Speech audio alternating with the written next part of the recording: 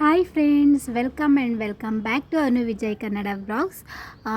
ಒಂದು 15 ಡೇಸೇ ಆಯಿತು ಅಂತ ಅನಿಸುತ್ತೆ ನಾನು ವ್ಲಾಗ್ನ ಅಪ್ಲೋಡ್ ಮಾಡಿ. Sorry for that. ಆ್ಯಂಡ್ ಸ್ವಲ್ಪ ಬ್ಯುಸಿ ಆಗಿಬಿಟ್ಟೆ ಬಿಕಾಸ್ ಹಬ್ಬದ್ದು ಕೆಲಸಗಳೆಲ್ಲ ಇತ್ತಲ್ವ, ಅದರಿಂದ ನಾನು ವಿಡಿಯೋ ಯಾವುದನ್ನು ಶೂಟ್ ಮಾಡ್ಕೊಳ್ಳೋಕ್ಕಾಗಲಿಲ್ಲ. ಸೊ ಈ ವ್ಲಾಗ್ ಬಂದುಬಿಟ್ಟು ಸಂಡೇ ವ್ಲಾಗ್ ಆಗಿರುತ್ತೆ. ಸೊ ಸಂಡೇ ಸ್ವಲ್ಪ ಮನೆ ಕೆಲಸ ಎಲ್ಲ ಮುಗಿಸಿದ್ದೆ. ಅಷ್ಟರಲ್ಲಿ ಅಮ್ಮನೂ ಕೂಡ ಮೈಸೂರಿಂದ ಬಂದಿದ್ದರು ಹಬ್ಬಕ್ಕೆ ಹೇಳೋದಕ್ಕೆ ಅಂತ, ಶಿವರಾತ್ರಿ ಹಬ್ಬಕ್ಕೆ. ಸೊ ಅವತ್ತೊಂದು ಫಂಕ್ಷನ್ ಇತ್ತು. ಏನಂದರೆ ನನ್ನ ಹಸ್ಬೆಂಡ್ ತಂಗಿ ಇದ್ದಾರಲ್ಲ, ಅವ್ರ ರಿಲೇಟಿವ್ಸು, ಅಂದರೆ ಅವ್ರ ಪಕ್ಕದ ಮನೇಲೇ ಇರೋದು, ಅವ್ರದ್ದು ಸಂಬಂಧಿಕರದ್ದು ಹುಡುಗಿದು ಆರತಿ ಶಾಸ್ತ್ರ ಇತ್ತು. ಸೊ ಅದರಿಂದ ಅವರು ಬಂದು ಇನ್ವೈಟ್ ಮಾಡಿ ಹೋಗಿದ್ರು. ಅಮ್ಮನಿಗೂ ಕೂಡ ಕಾಲ್ ಮಾಡಿ ಹೇಳಿದ್ರಂತೆ. ಸೊ ಅಮ್ಮ ಹೇಗಿದ್ರು ಸಂಡೇ ಬಂದಿತ್ತು ಮನೆಗೆ, ಅಂದರೆ ನನ್ನ ಹಸ್ಬೆಂಡಿಗೆ ರಜಾ ಇರುತ್ತಲ್ವ, ಅದರಿಂದ ಸಂಡೇ ಬಂದರೆ ನನ್ನ ಹಸ್ಬೆಂಡ್ನು ನೋಡ್ದಂಗೆ ಆಗುತ್ತೆ, ನನ್ನ ಮಗನಿಗೂ ರಜಾ ಇರುತ್ತೆ, ಅವನು ನೋಡ್ದಂಗೆ ಆಗುತ್ತೆ, ಮತ್ತು ಹಬ್ಬಕ್ಕೆ ಹೇಳ್ದಂಗೆ ಆಗುತ್ತೆ ಅಂತ ಹೇಳ್ಬಿಟ್ಟು ಅಮ್ಮ ಬೆಳಿಗ್ಗೆ 10-10:30 ಅಷ್ಟರಲ್ಲಿ ಬಂದುಬಿಟ್ಟಿದ್ರು. ಸೊ ಅಮ್ಮಂಗೆ ತಿಂಡಿ ಎಲ್ಲ ಹಾಕೊಟ್ಟಾದಮೇಲೆ ಸಡನ್ಲಿ ಪ್ಲ್ಯಾನ್ ಆಯಿತು, ನಮ್ಮ ಅತ್ತೆ ಹೋಗಬೇಕು ಅನ್ನೋದಿತ್ತು ಫಂಕ್ಷನ್ಗೆ. ಅದಾದಮೇಲೆ ನನ್ನ ಹಸ್ಬೆಂಡ್ ಹೇಗಿದ್ರು ನಿಮ್ಮಮ್ಮ ಬಂದಿದ್ದಾರಲ್ವ, ಸೊ ಅವ್ರನ್ನೂ ಕರೆದಿದ್ದಾರೆ, ಹೋಗಿ ಬಂದುಬಿಡೋಣ ಅಂತ ಹೇಳಿದ್ರು. ಸೊ ಆಯಿತು ಅಂತ ಹೇಳ್ಬಿಟ್ಟು ಎಲ್ಲರೂ ಕೂಡ ರೆಡಿಯಾಗಿ ಇವಾಗ ಹೊರಟಿದ್ದೀವಿ. ನಾವು ಹೋಗ್ತಿರೋದು ಬಂದುಬಿಟ್ಟು ಮಾದಳ್ಳಿಗೆ, ಅಂದರೆ ನನ್ನ ಹಸ್ಬೆಂಡ್ ತಂಗಿ ಊರಿಗೆ. ಸೊ ನೀವು ನೋಡ್ತಾ ಇರ್ಬೋದು, ನನ್ನ ಮಗನಿಗಂತೂ ಫುಲ್ಲು ಖುಷಿ. ಈ ಥರ ಫಂಕ್ಷನ್ಗಳಿಗೆಲ್ಲ ಹೋಗ್ತೀವಿ ಅಂದರೆ ತುಂಬಾ ಖುಷಿ. ಆದರೆ ನಾನು ತುಂಬಾ ಕಮ್ಮಿ ಆ ಫಂಕ್ಷನ್ಗಳನ್ನ ಅಟೆಂಡ್ ಮಾಡೋದು, ತುಂಬ ಕಮ್ಮಿ. ಅಂದರೆ ಒಂದು 100ಗೆ ಎಲ್ಲೋ ಒಂದು 10% ಅಟೆಂಡ್ ಮಾಡ್ಬೋದು ಅಷ್ಟೇ. ನಾನು ಯಾವ ಫಂಕ್ಷನ್ಸ್ಗೂ ಕೂಡ ನಾನು ಹೋಗೋದಿಲ್ಲ, ಅಷ್ಟೊಂದು ನನಗೆ ಅಷ್ಟೊಂದು ಇಷ್ಟನೂ ಆಗೋದಿಲ್ಲ. ಅದು ಯಾಕೆ ಅನ್ನೋದು ಮಾತ್ರ ಗೊತ್ತಿಲ್ಲ. ನಾನು ಇದುವರೆಗೂ ತುಂಬಾ ಕಮ್ಮಿ ಅನಿಸುತ್ತೆ. ನಾನು ಯಾವುದೇ ಮದುವೆಗಳಾಗಿರ್ಬೋದು, ಗೃಹ ಪ್ರವೇಶ ಆಗಿರ್ಬೋದು, ಆರತಿ ಶಾಸ್ತ್ರ ಆಗಿರ್ಬೋದು, ಬರ್ತ್ಡೇ ಪಾರ್ಟಿ ಆಗಿರ್ಬೋದು, ಎಲ್ಲೂ ಕೂಡ ಹೋಗೋಲ್ಲ. ಆ್ಯಂಡ್ ಫ್ರೆಂಡ್ಸ್ ಜೊತೆನೂ ಕೂಡ ನನಗೆ ಓಡಾಡಿ ಅಭ್ಯಾಸ ಇಲ್ಲ. ಈಗಲಿಂದ ಅಂತಲ್ಲ, ಕಾಲೇಜ್ ಡೇಸಿಂದನೂ ಕೂಡ ನಾನು ಎಲ್ಲೂ ಹೋಗಿ ಅಭ್ಯಾಸ ಇಲ್ಲ. ಲಾಸ್ಟ್ ನಾನು ನನ್ನ ಫ್ರೆಂಡ್ಸ್ ಜೊತೆ ಮಂತ್ರಾಲಯಕ್ಕೆ ಹೋಗಿದ್ದು ಬಂದೆ ಲಾಸ್ಟು. ಅದಾದಮೇಲೆ ನಾನು ಎಲ್ಲೂ ಕೂಡ ಔಟ್ಸೈಡ್ ಹೋಗಲೇ ಇಲ್ಲ. ಸೊ ಸಂಡೇ ನನ್ನ ಹಸ್ಬೆಂಡು ಇಲ್ಲೇ ಕೇರ್ ನಗರಕ್ಕೆ ಕರ್ಕೊಂಡೋಗಿ ಏನಾದ್ರು ಚಾಟ್ಸ್ ಎಲ್ಲ ತಿಂದ್ಕೊಂಡು ಕರ್ಕೊಂಡು ಬರ್ತಿದ್ರು ಅಷ್ಟೇ. ಅದಾದಮೇಲೆ ಅದು ಬಿಟ್ಟರೆ ನಾನು ಎಲ್ಲೂ ಹೊರಗಡೆ ಹೋಗೇ ಇಲ್ಲ ಅಷ್ಟೊಂದು. ಅದು ಇವತ್ತು ಸ್ವಲ್ಪ ಚೇಂಜಸ್ ಇರಲಿ ಅಂತ ಹೇಳ್ಬಿಟ್ಟು ಹೊರಟ್ವಿ. ನಾವು ಮನೆ ಬಿಟ್ಟಾಗಲೇ ಒಂದು 11:30 ಆಗೋಗಿತ್ತು. 12:30 ಅಷ್ಟರಲ್ಲಿ ನಾವಲ್ಲಿ ರೀಚ್ ಆದ್ವಿ. ಹೋದ ತಕ್ಷಣವೇ ಆಲ್ರೆಡಿ ಹುಡುಗಿನ ಹಸೆ ಮೇಲೆ ಕೂರಿಸಿದ್ರು, ಆ ಶಾಸ್ತ್ರಗಳೆಲ್ಲ ಆಗಿತ್ತು. ಫೋಟೋ ಏನೋ ತೆಗಿತಾಯಿದ್ರು ಅನಿಸುತ್ತೆ.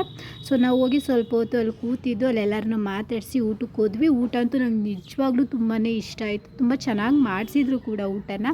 ಅದು ಯಾವುದನ್ನು ಕೂಡ ನಾನು ವಿಡಿಯೋ ಮಾಡ್ಕೊಳ್ಳಲಿಲ್ಲ, ಯಾಕಂದರೆ ತುಂಬಾ ಜನ ಇದ್ದರು. ಆ್ಯಂಡ್ ಅಲ್ಲಿ ತುಂಬ ಹಳ್ಳಿ ಸೈಡ್ ಬಂದಿದ್ದ ಜನರೇ ಇದ್ದಿದ್ದರಿಂದ ಅವ್ರಿಗೂ ಅಷ್ಟು ಕಂಫರ್ಟಬಲ್ ಅಲ್ಲ. ನನಗಂತೂ ನಿಜವಾಗ್ಲೂ ಏನಾರು ಅಂದ್ಕೊತಾರೆ ಅನ್ನೋದೊಂದು ಭಯ ನನಗೆ. ಅದರಿಂದ ನಾನು ಯಾವ ವೀಡಿಯೋಸ್ನಲ್ಲಿ ಕ್ಯಾಪ್ಚರ್ ಮಾಡಲಿಲ್ಲ.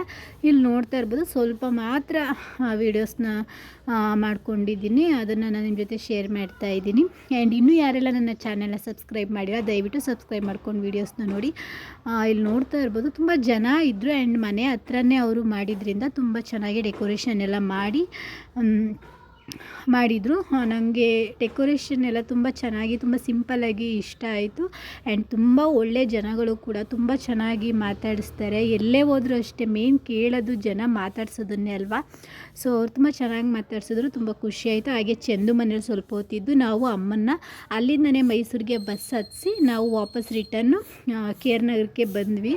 ಆ್ಯಂಡ್ ಅಲ್ಲಿ ಹಬ್ಬಕ್ಕೆ ಸ್ವಲ್ಪ ನನಗೆ ಸಾಮಾನುಗಳು ಬೇಕಿತ್ತು ಮನೆಗೆ. ಆ್ಯಂಡ್ ಸೋಮವಾರ ಮನ್ನಿತ್ತು ಸ್ಕೂಲ್ಗೆ ಹೋದ್ಮೇಲೆ ಸ್ವಲ್ಪ ಅಡುಗೆ ಮನೆ ಬಾಕ್ಸ್ಗಳೆಲ್ಲ ತೊಳೆದ್ಬಿಡೋಣ, ಕ್ಲೀನ್ ಮಾಡ್ಕೊಂಡ್ಬಿಡೋಣ ಅಂತ ಇತ್ತು. ಒಂದು 2 ರೂಮ್ನ ನಾನು ಆಲ್ರೆಡಿ ಕ್ಲೀನ್ ಮಾಡಿದ್ದೆ ಫ್ರೀ ಇದ್ದಾಗ. ಹಾಲ್ ಮತ್ತು ಕಿಚನ್ನು, ಬಾತ್ರೂಮ್ ಎಲ್ಲ ಇತ್ತು, ಅದನ್ನೆಲ್ಲ ಕ್ಲೀನ್ ಮಾಡ್ಕೊಬಿಡೋಣ ಅಂದ್ಬಿಟ್ಟು ಸೋಮವಾರ ಕ್ಲೀನ್ ಮಾಡಿ ಎಲ್ಲ ಬಾಕ್ಸ್ ಈ ಸಾಮಾನೆಲ್ಲ ಫಿಲ್ ಮಾಡಿಬಿಡೋಣ, ತಗೊಬಿಡೋಣ ಅಂದ್ಬಿಟ್ಟು ಹೇಗಿದ್ರು ಫಂಕ್ಷನ್ ಮುಗಿಸ್ಕೊಂಡು ಅಮ್ಮನ್ನೆಲ್ಲ ಕಳಿಸಾದ್ಮೇಲೆ ನಾವು ಹಾಗೆ ಕೇರ್ ನಗರಕ್ಕೆ ಬಂದ್ವಿ. ಅಲ್ಲೇ ನಾವು ಸ್ವಲ್ಪ ಮನೆಗೆ ಬೇಕಾದ ಸಾಮಾನುಗಳೆಲ್ಲ ತೊಗೊಂಡು, ಪೂಜೆಗೆ ಬೇಕಾದ ಸಾಮಾನುಗಳೆಲ್ಲ ತೊಗೊಂಡ್ವಿ. ಅದಾದಮೇಲೆ ಇಲ್ಲಿ ನಮಗೆ ಮಂಚ ಬೇಕಿತ್ತು. ಸೊ ಅದನ್ನು ತೊಗೊಳ್ಳೋಣ ಅಂತ ಹೇಳ್ಬಿಟ್ಟು ಇಲ್ಲಿ ವಿಚಾರಿಸೋಣ, ತೊಗೊಳ್ಳೋದಂತ ಹೋಗಿರಲಿಲ್ಲ, ವಿಚಾರಿಸ್ಕೊಂಡು ಬರೋಣ ಅಂತ ಹೋಗಿದ್ವಿ. ತುಂಬ ಚೆನ್ನಾಗಿತ್ತು ಮಂಚಗಳು, ಬಟ್ ತುಂಬಾ ಕಾಸ್ಟ್ಲಿ ಇತ್ತು. ಸೊ ನೆಕ್ಸ್ಟ್ ಟೈಮ್ ನೋಡೋಣ ಅಂತ ಹೇಳ್ಬಿಟ್ಟು ಸ್ವಲ್ಪ ನೋಡಿಕೊಂಡು ಹಾಗೇ ಬಂದ್ವಿ. ಆ್ಯಂಡ್ ನಮಗೂ ಬೇಕಿತ್ತು ಮಂಚ ಮತ್ತು ಟಿ ವಿ ಸೋಕೇಸ್, ಹಾಗೆ ನಮ್ಮ ಚಂದನ ಅವ್ರಿಗೂ ಕೂಡ ಒಂದು ಮಂಚ ಬೇಕಿತ್ತಂತೆ. ಸೊ ಅಲ್ಲಿ ನನ್ನ ಹಸ್ಬೆಂಡ್ ಮತ್ತು ನಮ್ಮ ಅತ್ತೆ ವಿಚಾರಿಸ್ತಾ ಇದ್ದಾರೆ. ಇದು ನನ್ನ ಔಟ್ಫಿಟ್, ತುಂಬ ಸಿಂಪಲ್ಲಾಗೇ ಚೂಡಿದಾರನ್ನ ಹಾಕ್ಕೊಂಡು ಹೋಗಿದ್ದೆ. ನನಗೆ ಸ್ಯಾರಿ ಎಲ್ಲ ವೇರ್ ಮಾಡೋಕ್ಕೆ ಇತ್ತೀಚೆಗೆ ಇಷ್ಟ ಆಗ್ತಿದೆ, ಬಟ್ ಆವಾಗ ನಮಗೆ ಪ್ಲ್ಯಾನಿಂಗೇ ಇರಲಿಲ್ಲ ನಾವು ಹೋಗೋದು. ಆಮೇಲೆ ಸಡನ್ಲಿ ಪ್ಲ್ಯಾನ್ ಆಯಿತು. ಮತ್ತು ತುಂಬ ಬಿಸಿಲಿರೋದ್ರಿಂದ ತುಂಬ ಸೆಕೆ, ನನಗೆ ಸ್ಯಾರಿ ಹಾಕ್ಕೊಂಡು ಅದನ್ನು ಕ್ಯಾರಿ ಮಾಡೋಕ್ಕೆ ಕಷ್ಟ ಆಗುತ್ತೆ ಅಂದ್ಬಿಟ್ಟು ಸಿಂಪಲಾಗಿ ಡ್ರೆಸ್ ಹಾಕ್ಕೊಂಡು ಹೋದ್ವಿ. ಪೂಜೆಗೆ ಅಂದರೆ ಶಿವ ಪೂಜೆಗೆ ಬೇಕಾದ ಸಾಮಾನುಗಳೆಲ್ಲ ತೊಗೊಂಡು, ಮನೆಗೆ ಬೇಕಾದ ಸಾಮಾನುಗಳೆಲ್ಲ ತೊಗೊಂಡು, ಹಾಗೆ ಮನ್ವಿದ್ಗೂ ಕೂಡ ಬಟ್ಟೆಯನ್ನು ತೊಗೊಂಡು ನಾವು ವಾಪಸ್ ಊರಿಗೆ ಬಂದ್ವಿ.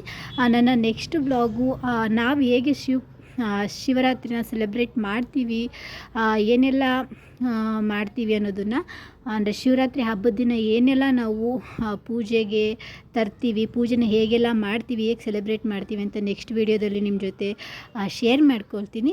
ಆ್ಯಂಡ್ ಇದೊಂದು ಚಿಕ್ಕ ವಿಡಿಯೋ, ಇಷ್ಟ ಆದರೆ ಲೈಕ್, ಶೇರ್, ಕಮೆಂಟ್ನ ಮಾಡಿ. ಇನ್ನೂ ನನ್ನ ಚಾನಲ್ನ ಸಬ್ಸ್ಕ್ರೈಬ್ ಮಾಡದೆ ನೋಡ್ತಾ ಇರೋರು ದಯವಿಟ್ಟು ಸಬ್ಸ್ಕ್ರೈಬ್ ಮಾಡಿ. ಆ್ಯಂಡ್ ಡೈಲಿ ವ್ಲಾಗ್ಸ್ನ ಹಾಕೋಕ್ಕೆ ಟ್ರೈ ಮಾಡ್ತೀನಿ, ಬಟ್ ನನಗೆ ಅಪ್ಲೋಡ್ ಮಾಡೋದಕ್ಕೆ ಆಗ್ತಾಯಿಲ್ಲ.